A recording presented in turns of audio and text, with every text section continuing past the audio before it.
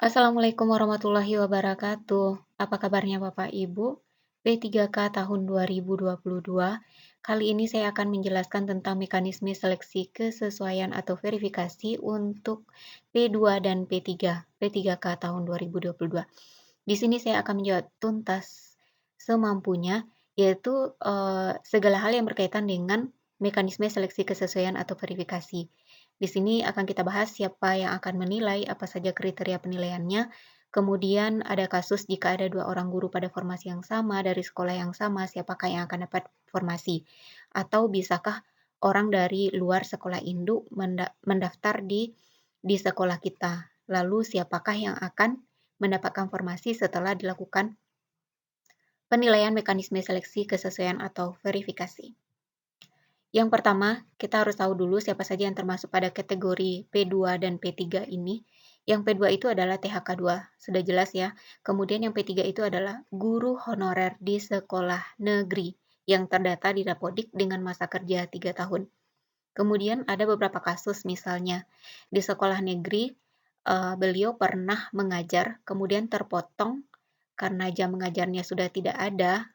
Kemudian dia dialihkan menjadi, tenaga administrasi untuk beberapa tahun. Jadi itu, yang dihitung yaitu hanya masa kerja yang mengajar. Jadi diakumulasikan masa kerja yang mengajarnya itu harus lebih dari 3 tahun. Lalu data cut off Dapodiknya sampai kapan? Kabar-kabarnya yaitu sampai dengan Juni tahun 2022. Jadi bagi yang honorer mulai dari tahun 2019 kemungkinan itu bisa masuk ke dalam kategori P3. Kemudian bagaimana alurnya? Alur seleksi untuk pelamar prioritas 2 dan 3 ini, yaitu yang pertama P2 dan P3 itu harus wajib daftar ke akun SSC ACN, yaitu login bagi pelamar yang sudah memiliki akun, daftar akun, isi data, dan unggah persyaratan untuk pelamar baru. Kemudian pilih formasi.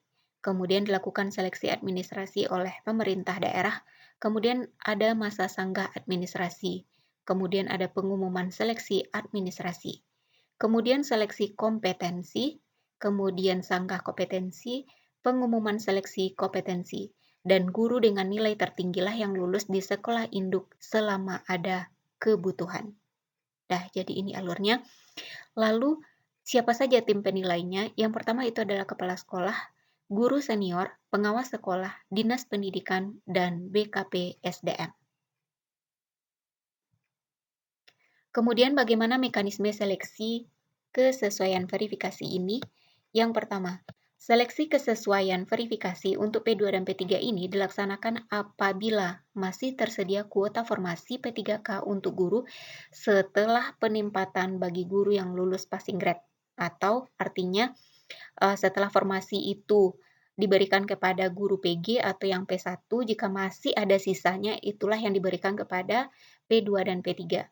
Lalu, apa saja yang diseleksi pada seleksi kesesuaian ini? Yaitu ada 4 dimensi. Yang pertama, kualifikasi akademik atau SERDIK, mempertimbangkan linearitas antara bidang tugas atau mata pelajaran dengan kualifikasi akademik sarjana S1-nya atau diploma M4-nya dan sertifikat pendidik.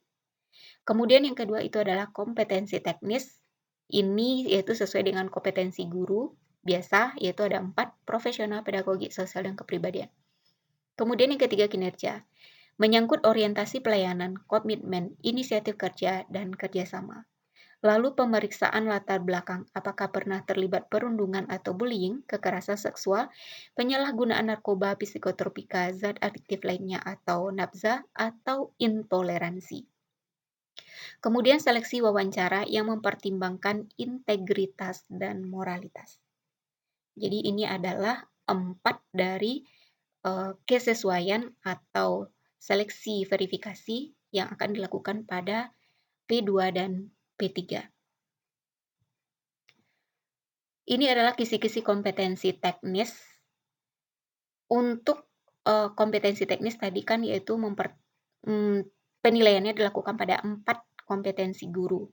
Sesuai dengan Undang-Undang Guru dan Dosen Nomor 14 Tahun 2005, yaitu kompetensi profesional, pedagogi, sosial, kepribadian, atau Undang-Undang ASN Tahun Nomor 5 tahun 2004, kompetensi teknis, manajerial, dan sosiokultural. Apa saja indikatornya? Yang pertama, untuk kepribadian, pedagogik, dan profesional yang menyatu dalam kompetensi teknis, yaitu kebiasaan refleksi, pembelajaran, kenyamanan dan keamanan belajar, efektivitas pembelajaran dan asesmen, kemudian struktur pengetahuan. Untuk sosial, manajerial, dan sosiokultural, yaitu indikatornya pengembangan diri, aktif berkomunikasi, bekerja sama, dan perekat kebangsaan.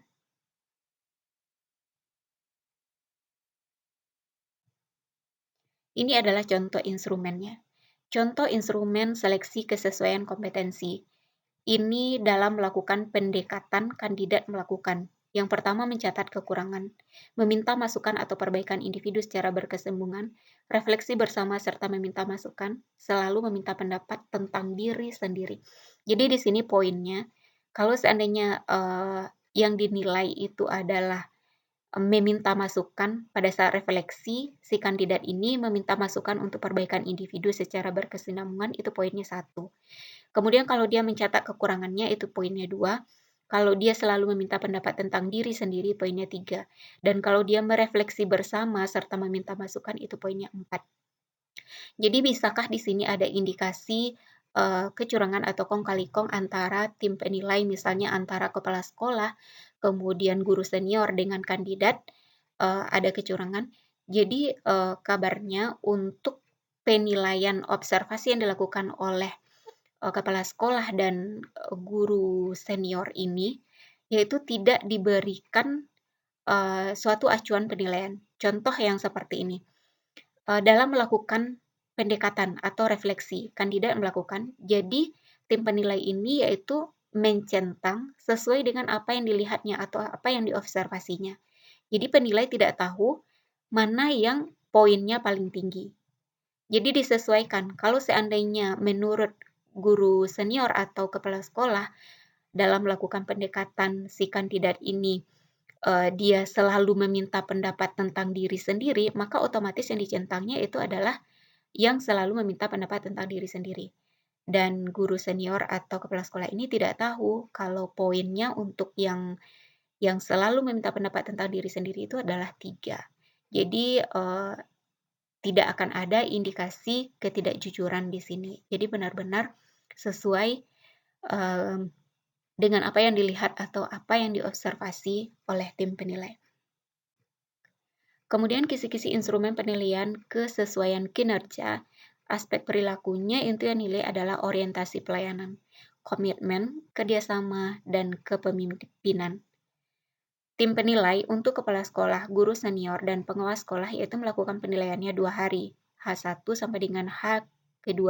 Hasil penilaian dari tim penilai itu diserahkan kepada verifikator yaitu dari Dinas Pendidikan dan BKPSDM dari portofolio guru. Dan hasil akhir dari tim penilai dikali dengan persentase persetujuan.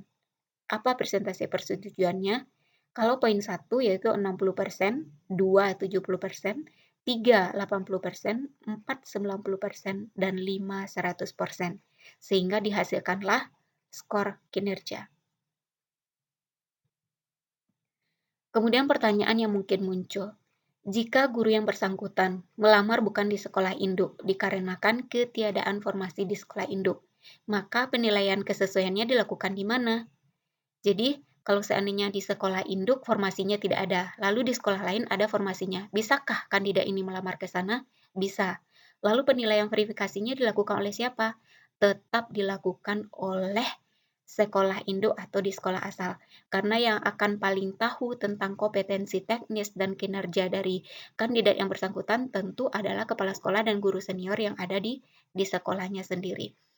Kemudian jika nilai pelamar dari luar sekolah induk lebih tinggi dari nilai pelamar di sekolah induk, siapakah yang akan dapat formasi? Jadi hasil dari verifikasi ini nanti itu dilakukan perankingan. Jadi jika ada dari pelamar sekolah induk, kemudian dari luar sekolah induk, hasil yang mendapatkan formasi itu tetap dari hasil perankingan. Jadi bisa jadi yang lulus itu adalah yang luar dari sekolah induk. Berapa persentase masing-masing penilaian kesesuaian? Untuk kompetensi teknis itu adalah 40%, sedangkan untuk kinerja itu 60%. Nanti nilainya dalam bentuk apa? Yaitu dalam bentuk angka persentase yang rentangnya dari 60 sampai dengan 100.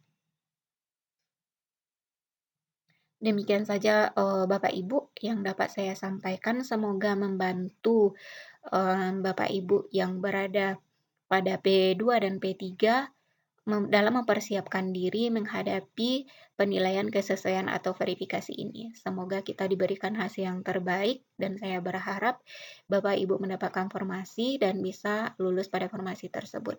Demikian saja, assalamualaikum warahmatullahi wabarakatuh.